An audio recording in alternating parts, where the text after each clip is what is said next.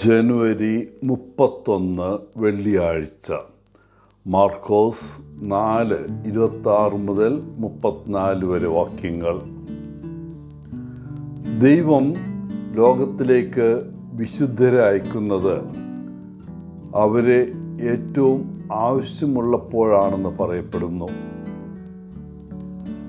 പൊതുവായിട്ടുള്ള വിശുദ്ധിയുള്ള പുരുഷന്മാരെയും സ്ത്രീകളെയുമല്ല, മറിച്ച് കാലത്തിൻ്റെ മാതൃകയിൽ യോജിക്കുകയും അവരുടെ നൂറ്റാണ്ടിന് ദൈവത്തിൻ്റെ സ്വരം നൽകാൻ കഴിവുള്ളവരുമായ പ്രത്യേക വിദഗ്ധരെയാണ് ഇവിടെ ഉദ്ദേശിക്കുന്നത്.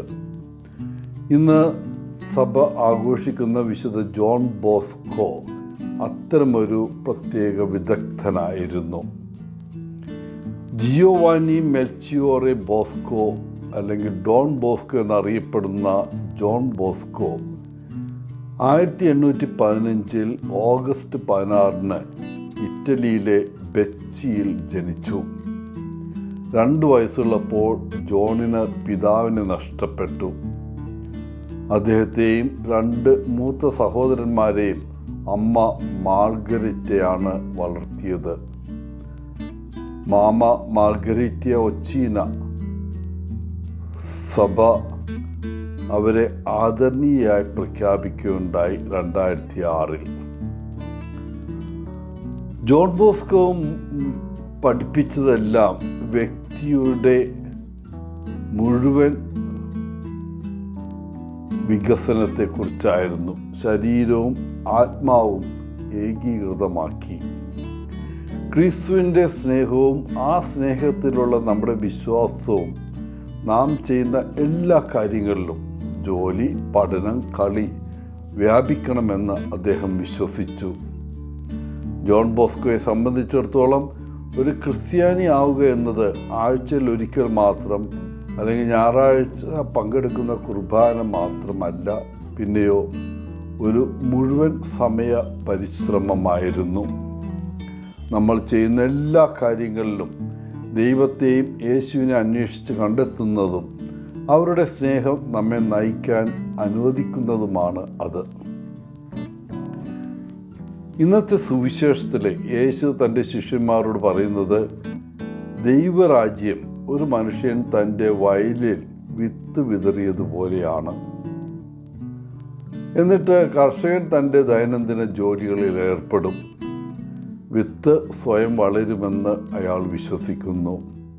വിത്തുകൾക്ക് സ്വാഭാവികമായ വളർച്ചയുണ്ട്. അത് മുളച്ചു വളരും. വിള പൂർണ്ണമായി വളരുമ്പോൾ കർഷകൻ വിളവെടുക്കുന്നു. ദൈവരാജ്യം സമാനമായ രീതിയിൽ പ്രവർത്തിക്കുന്നുവെന്ന് യേശു തൻ്റെ ശ്രോതാക്കളോട് പറയുന്നു. ഭൂമിയിൽ നട്ട ചെറിയ കടുക് വിത്ത് പോലെയാണ് ദൈവരാജ്യം. ഇത് ഏറ്റവും ചെറിയ വിത്താണ്, പക്ഷേ ചെടി പൂർണ്ണമായി വളരുമ്പോൾ അത് ഭൂമിയിലെ വലിയ സസ്യങ്ങളിൽ ഒന്നായിട്ട് മാറുന്നു. ചരിത്രത്തിൻ്റെ ഗതി മാറ്റിമറിച്ച വലിയ വിപ്ലവങ്ങൾ എല്ലായ്പ്പോഴും ഒരു വ്യക്തിയുടെ ആശയത്തിൽ നിന്നാണ് ആരംഭിച്ചത്.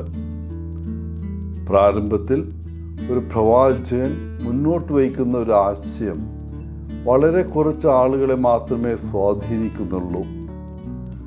കൂടുതൽ ചിന്തകളും ഇടപെടലുകളും ആ ആശയത്തിൻ്റെ അടിത്തറയെ വിശാലമാക്കുകയും വലിയൊരു വിഭാഗം ആളുകൾക്ക് ഒരു ദർശനത്തിൻ്റെ രൂപം നൽകുകയും ചെയ്യുന്നു.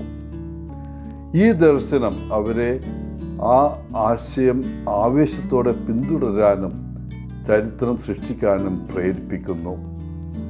മിക്കവാറും എല്ലാ പ്രസ്ഥാനങ്ങൾക്കും സംഘടനകൾക്കും എളിയ ഉത്ഭവത്തിൻ്റെയും ക്രമേണയുള്ള വികാസത്തിൻ്റെയും ചരിത്രമുണ്ട്.